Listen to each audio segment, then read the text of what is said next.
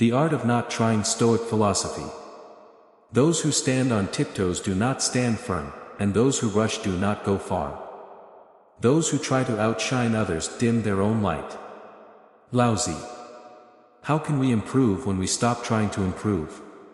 Many people waste their efforts attempting to enhance their lives with uncertain results.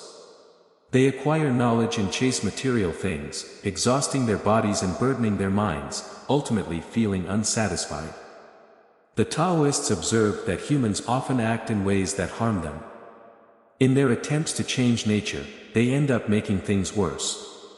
All these efforts, rules, ethics, and values were undoubtedly put in place for the benefit of humanity.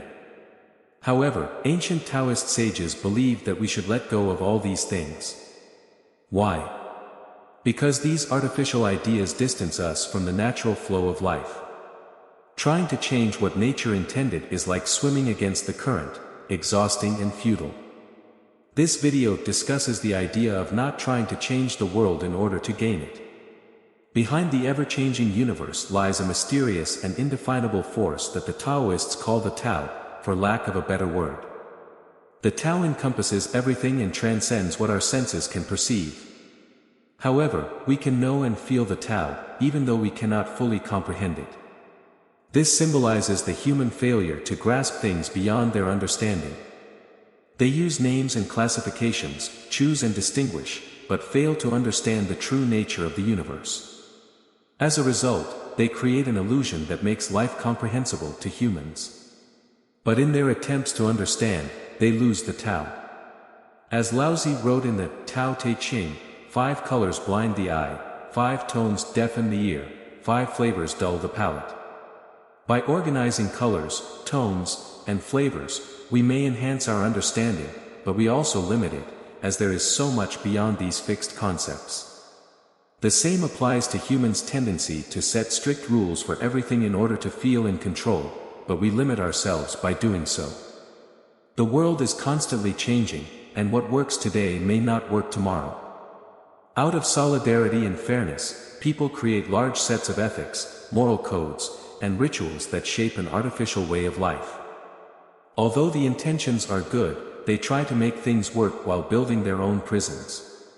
Now, let's talk about the word trying. Most of us are familiar with the idea that we should do rather than try. This concept is closely tied to the state of flow. In the state of flow, a person becomes the action itself, like a dancer becoming the dance or a poet becoming the poem. This is the concept of Wu Wei, which can be literally translated as non-action or not doing anything. In the context of the flow state, Wu Wei can best be translated as effortless action because we act in a smooth and painless way. However, in the context of this video, translating Wu Wei as non-action or not doing anything is more appropriate. Literally, not doing anything is often considered unproductive and a useless way of being, where no progress is made. But according to the Taoists, when we acknowledge that the universe is in a state of constant flow and chaos, we realize that there is always progress in the natural flow of life. Instead of using force and exhausting ourselves, which is the preferred method in today's culture, we can navigate life more easily by using intelligence. Isn't it true that problems often solve themselves, and when we take action, we often make things worse? When we waste our time trying to improve things, we stray from the natural path. We frequently act in ways that are harmful and tire our bodies and minds in the process. So why do we do this? It all comes down to how we place value on certain things. For example, when we shun poverty and chase after wealth and fame, or when we avoid loneliness and strive to be part of something, we try to eliminate the former and increase the latter. But the latter cannot exist without the former. We also believe that it is necessary to conform and change nature based on certain belief systems. We try to improve the world, but the outcomes of our interventions are often questionable. So how can we apply these ancient theories to the modern world? According to Taoist thinking, in what ways do we contemporary humans try, only to end up with minimal results? Let's explore some examples of how we try using ancient Taoist texts like the Tao Te Ching and Zhuangzi. The first example is the attempt to improve the world. Alan Watts, a devoted scholar of Taoism, pointed out that those who strive to do good in society are often the biggest problem makers.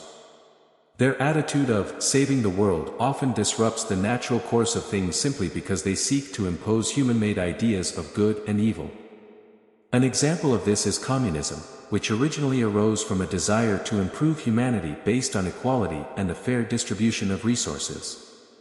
However, regardless of the debate over whether this approach is natural or not, the methods by which communists spread their ideology were extremely harsh.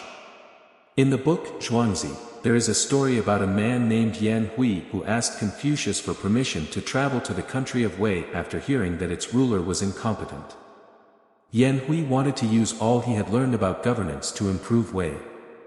However, Confucius urged him not to do so, not only because the bad ruler in Wei was unlikely to listen but also because people generally do not like outsiders coming in and telling them what is best for them from a position of moral superiority.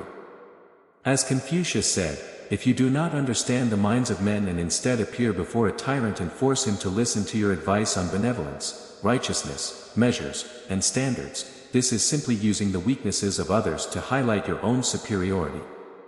W.